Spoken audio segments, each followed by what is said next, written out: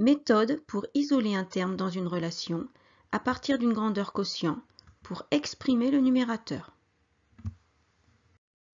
La concentration en masse du soluté S dans le volume V sol a pour expression Cm égale à M divisé par V sol. On recherche la masse M, il faut donc isoler M. Nous allons proposer deux méthodes. Première méthode, méthode du passage par l'opération inverse. Établissons les différentes étapes qui permettent d'isoler M. Le terme M est divisé par V sol. On va donc utiliser l'opération inverse de la division, c'est la multiplication. Pour isoler M, on multiplie chaque membre par V sol pour maintenir l'égalité. On peut alors revenir à une fraction et simplifier par V sol dans le membre de droite, car V sol divisé par V sol égale 1. Il reste à écrire la relation simplifiée V sol fois Cm égale à M. Maintenant, il suffit de réécrire la relation simplifiée en commençant par la grandeur cherchée pour l'exprimer. M égale à Cm fois V sol. Les différentes étapes pour isoler la masse M du soluté S dans le volume V sol sont rappelées. Premièrement, multiplier par V sol dans chaque membre. Deuxièmement, revenir à une fraction et simplifier par V sol dans le membre de droite. Troisièmement, écrire la relation simplifiée. Quatrièmement, réécrire la relation commençant par la grandeur cherchée pour l'exprimer. Deuxième méthode, méthode du passage par le produit en croix.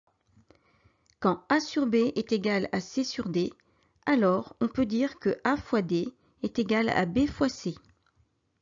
La concentration en masse du soluté S dans le volume V sol de solution a pour expression Cm égale à M divisé par V sol. Établissons les différentes étapes pour isoler M. En utilisant les propriétés du produit en croix, on peut écrire que Cm fois V sol égale à M fois 1. On peut maintenant simplifier l'écriture pour exprimer M. Cm fois V sol égale à M. Il reste à réécrire la relation en commençant par la grandeur cherchée pour l'exprimer. M égale à Cm fois V sol.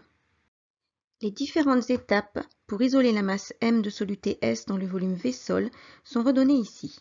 Premièrement, utiliser la propriété du produit en croix. Deuxièmement, simplifier la relation pour exprimer M.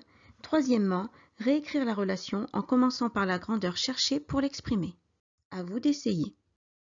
La vitesse d'un mobile qui parcourt la distance d pendant la durée ΔT a pour expression V égale d divisé par ΔT. On cherche la distance d. Il faut donc isoler d. Première méthode, méthode du passage par l'opération inverse.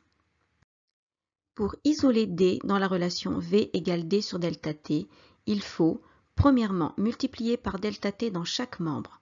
Deuxièmement, revenir à une fraction et simplifier par ΔT dans le membre de droite. Troisièmement, écrire la relation simplifiée. Quatrièmement, réécrire la relation en commençant par la grandeur cherchée. Deuxième méthode, méthode du passage par le produit en croix. Les différentes étapes pour isoler la distance d dans la relation V égale d divisé par ΔT sont: premièrement, utiliser le produit en croix. Deuxièmement, simplifier la relation pour exprimer d. Troisièmement, réécrire la relation en commençant par la grandeur cherchée. À vous de vous entraîner sur d'autres situations.